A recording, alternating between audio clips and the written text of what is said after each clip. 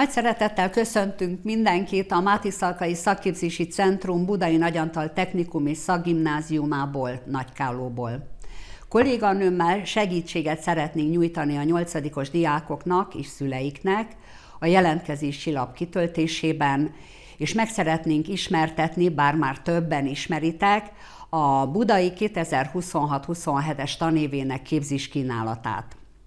Technikum. Miért is javasoljuk a technikumot? 5 évig jár a gyerek iskolába, és 5. év végén egy érettségit és egy szakmai bizonyítványt tudhat magáinak. 5 éven keresztül ösztöndíjban részesül, ami most nem térjek ki, hogy évfolyamonként hogyan változik a mértéke, mert ezt már a tájékoztatókban láthattátok, de nagyon nagy segítség a családoknak.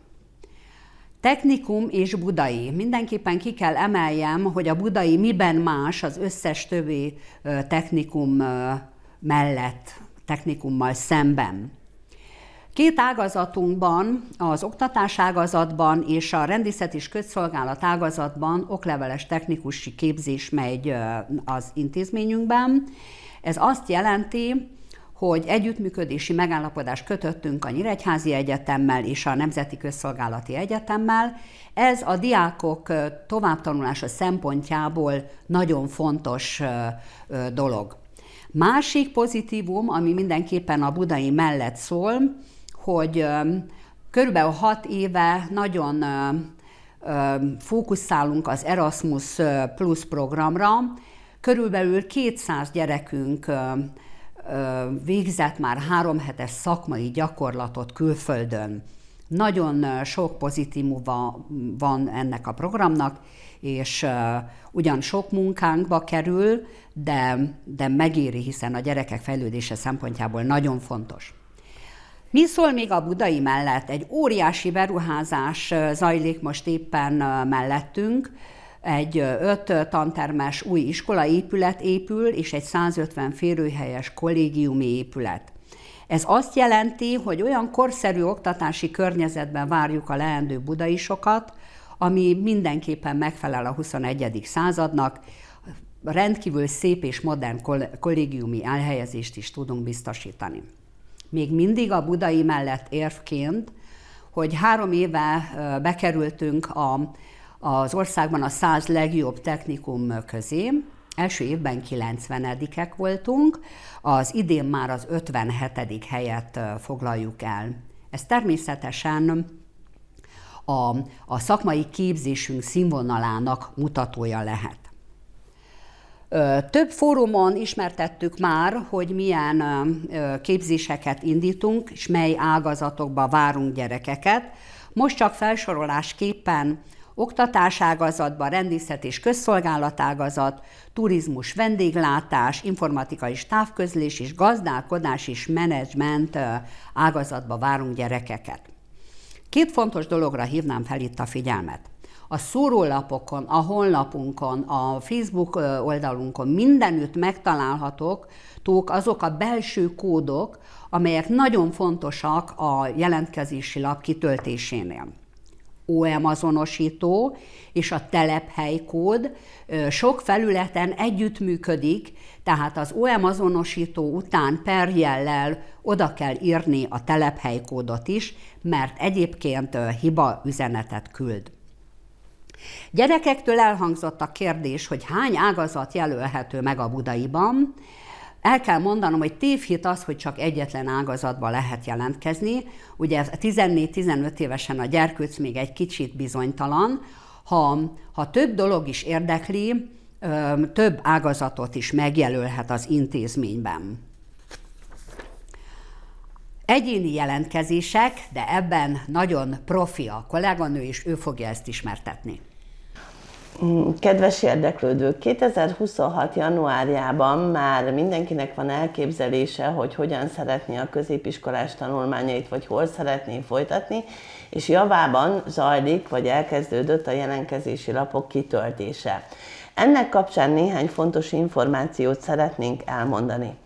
Alapesetben magyarországi iskolák esetében az általános iskola tölti ki a jelentkezési lapot és továbbítja a középfokú intézmény felé.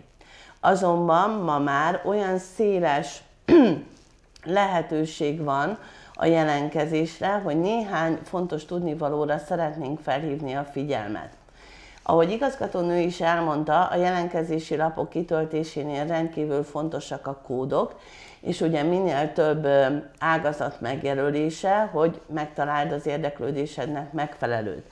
Viszont szeretném kihangsúlyozni, hogy van egy olyan lehetőség, hogy egyéni jelentkezési lapok kitöltése azoknak a szülőknek, akiknek a gyermeke olyan általános iskolában tanul, amely úgynevezett többcélú. Mit jelent ez pontosan?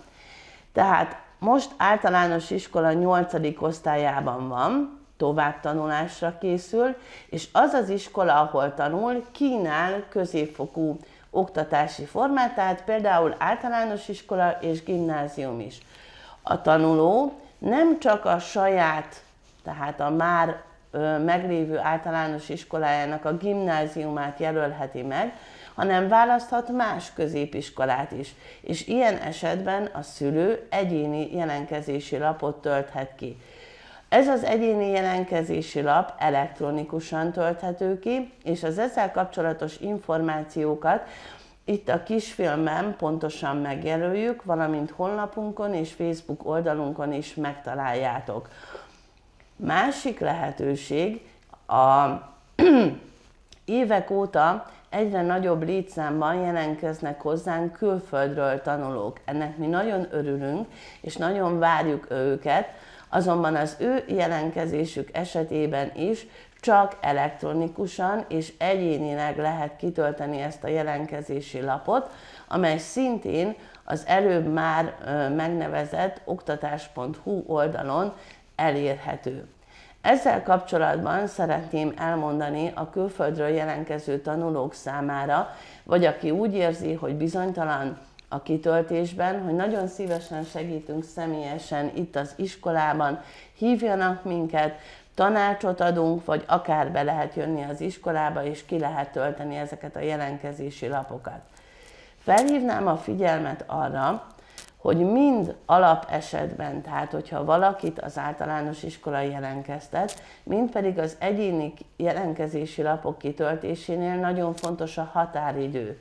2026. február 19-éig ki kell tölteni ezeket a jelentkezési lapokat, és alapesetben, hogyha úgy van, az egyéni jelentkezési lapoknál postára kell adni.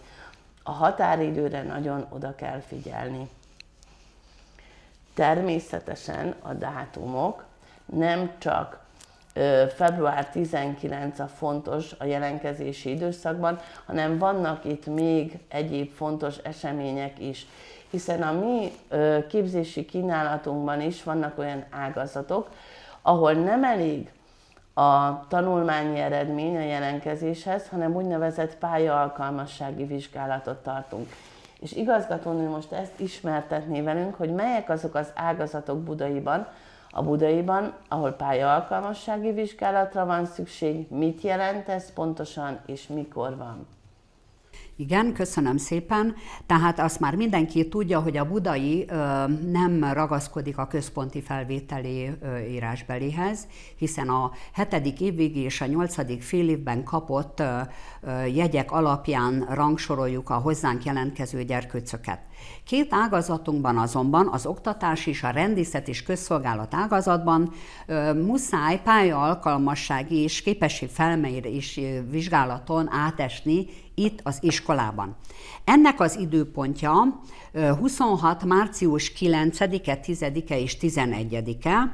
Aki ebben a 3 napban valami miatt nem tud megjelenni, az március 17-én a pótalkalmassági napon megjelenthet. Mit takar ez a pályaalkalmassági, bár ezt is többször elmondtuk, mikor találkoztunk, illetve látogattuk az általános iskolákat. Az oktatás ágazat tekintetében egy motivációs beszélgetésen vesznek részt a gyerekek, majd egészségügyi alkalmassági vizsgálat fog zajlani itt az intézményben, az iskola orvosunk végzi ezt el, és még kérjük őket, hogy egy saját kreatív alkotást hozzanak magukkal, és annak a bemutatása lesz ennek a pályaalkalmassági dolognak a harmadik momentuma.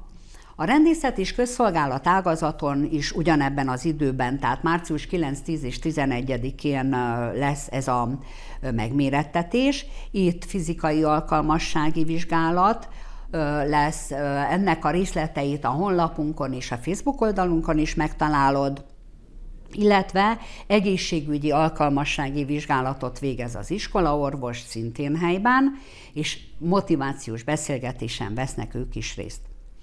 Ezeken a pályaalkalmassági elbeszélgetésen, orvosi vizsgálaton rendkívül szoktak izgulni a gyerekek, de nem kell. Tehát nem kell ettől tartani. Azt viszont tudni kell, hogy ha az izgalom vagy bármi más miatt nem jössz el, egyszerűen erre a két ágazatra nem fogunk tudni tanulmányi eredmény alapján fölvenni, mert szükséges, előírt dolog ez a pályaalkalmassági. Tehát gyere el bátran, nem olyan veszélyes ez a megmérettetés, mint amilyennek látszik. Mosolyogva és vidáman szokták teljesíteni a gyerekek. Tehát el kell, gyere, ha ez a két ágazat érdekel. Az orvosi vizsgálatnak különböző része van, kaptok egy nyomtatványt, amin meg kell jelölni, hogy milyen betegségeid voltak eddig. Ezért célszerű, hogyha a szülő elkíséri a gyerkőcöt erre a pályaalkalmasságira. Illetve látásvizsgálat lesz, lúttalpvizsgálat, illetve a gerincferdülés, ami ugye népbetegség Magyarországon, azt is vizsgálja az iskolaorvos. Azt tudni kell, hogy ezen a 3 napon nem kell mind a 3 napon minden gyereknek megjelenni, mindenkit tájékoztatni fogunk, hogy melyik az az egy nap, amikor ez a 3 lépéses pályaalkalmassági vizsgálat megtörténik. Tehát még egyszer hangsúlyozom a dátumot, március 9, 10, 11, a pótalkalmassági pedig március 17. És vannak még dátumok, amire a kolléganő hívja fel a figyelmeteket. Az az igazság, kedves 8. osztályosok, hogy ugye tavasszal már nagyon izgul az ember, és nagyon várja az eredményét, hogy a befektetett munka alapján vajon sikerül-e a kitűzött célt elérni, és ugye a kiválasztott középiskolába felvételt nyerni. Most azt szednénk össze nagyon röviden, hogy melyek azok a fontosabb dátumok, amikor már láthatod, hogy van esély, és az általad kiválasztott iskola egyre közelebb és közelebb van. 2026. március 20-a. Ez egy nagyon fontos dátum. Ugyanis ekkor készül el az úgynevezett ideiglenes felvételi jegyzék, amelyet az iskolák a honlapjukon közzétesznek. Felhívnám a figyelmet, hogy ez azt jelenti, hogy ideiglenes, tehát nem a végleges rangsor. Rákattintasz a budai honlapjára, meg fogod találni az oktatási azonosítódat, és az adott ágazatban, hogy hanyadik vagy a rangsorban. Ez a ideiglenes rangsor tájékoztató jellegű, de nem a végleges. Viszont van lehetőséged arra, hogyha több intézményt is megjelöltél, és úgy látod, hogy például nem a megfelelő helyen vagy, akkor március 25 és 27-e között lehet változtatni az általad megjelölt rangsorban. Azonban igazgatónő nagyon jól tudja azt, és nagyon jól el tudja nektek mondani, hogy azért óvatosan kell kezelni azt, hogy hanyadik vagy a rangsorban. Igaz, igazgatónő, mert mi is számít pontosan? Hát tulajdonképpen ez az ideiglenes rangsor nem kell, hogy mondjon még semmit a szülőknek sem a gyerekeknek, hiszen csak arra ad választ, hogy felvételt nyerhet-e, vagy elutasított a gyerek a budait illetően. hiszen mi azt nem látjuk, mert ezt Győrben navigálják országosan, hogy a diák hány középfokú intézményben jelentkezett, és a budait hanyadikként jelölte meg. Mert lehet, hogy mi is felvettük, de ha bennünket másodikként jelölt meg, és az elsőben beírt intézménybe nyert felvételt, akkor oda kell mennie, függetlenül attól, hogyha időközben esetleg bizonyos információk a tudomására jutottak, és megváltoztatná ezt a rangsort. Ezért fontos ez, hogy a sorrendiségben lehet változtatni, illetve még alkalom van arra is, hogy egy újabb ágazatot be lehet írni, ami időközben esetleg megtetszik, de csak abban az intézményben, ahova már első ízben is benyújtottad a jelentkezést. Hát igen, ilyenkor már azért az izgalomból egy kicsikét ugye öröm pislákol, hogy a kiválasztott intézmény, ami reméljük, hogy a budai, minél több esetben már közel van. Viszont a biztos információt azt 2026. május 8-áig fogjátok megkapni írásban, ugyanis eddig köteles az iskola értesíteni írásban a felvett tanulókat. Na, ez már, ami le van írva, szokták mondani, az már majdnem tuti, tehát 2026. május 8-áig egy levelet fogtok kapni, amelyben értesítünk benneteket, hogy melyik az az ágazat, ahova felvételt nyertél. És onnan már csak egy lépés a kiválasztott cél, hiszen 2026. júniusában tartjuk a beiratkozást, erről a levélben pontos információ lesz, hogy mi szükséges a beiratkozáshoz, eljössz, és végleg beírtad magad a budai történetébe, reméljük minél többen. Előfordulhat azonban az, hogy valaki nem az általa nagyon szeretett képzésre nyert felvételt, ezért van még egy lehetőség, az úgynevezett rendkívüli felvételi eljárás. 2026. május 11-től azok az intézmények, ahol még van néhány hely egy adott ágazatban, úgynevezett rendkívüli felvételi eljárást hirdethetnek. Erről természetesen az iskola közösségi oldalain, tehát honlap, Facebook értesítjük ugye a tanulókat, és akkor lehet jelentkezni abba az iskolába, vagy abba a képzésbe, ahol van még üres hely.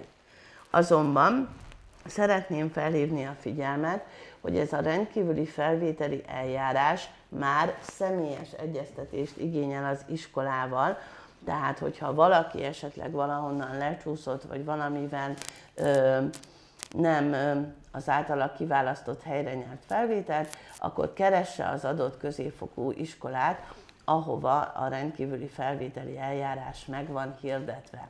De én bízom abban, és ezt igazgatónőtől tanultam, hogy aki budaís diák akar lenni, az budaís diák lesz, és 2026. júniusában mind az 5 ágazatunkban mosolygós arcokkal, reménykedő, bizakodó fiatalokkal fogunk találkozni, és 2026. szeptember 1-én velük kezdjük meg azt a munkát, ami már nagyon régóta folyik itt a Budaiban, hiszen tetemes kort ért már meg ez az iskola, hiszen már túl van a 155. tanévén. És azért ebbe sok minden belefértik az igazgatónő.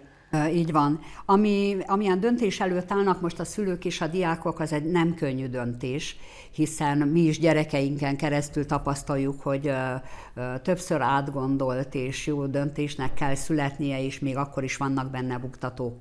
Jól gondolják át, jól döntsenek, ne nagyon appelláljanak a rendkívüli felvételi eljárásra, mert általában nem szokott helyünk maradni.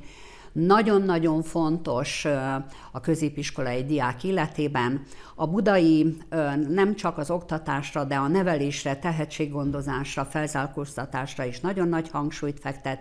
Egy igazi családias intézmény vagyunk, úgyhogy nagy-nagy szeretettel várjuk a tanulni akaró és szorgalmas diákokat. Köszönjük szépen a figyelmet!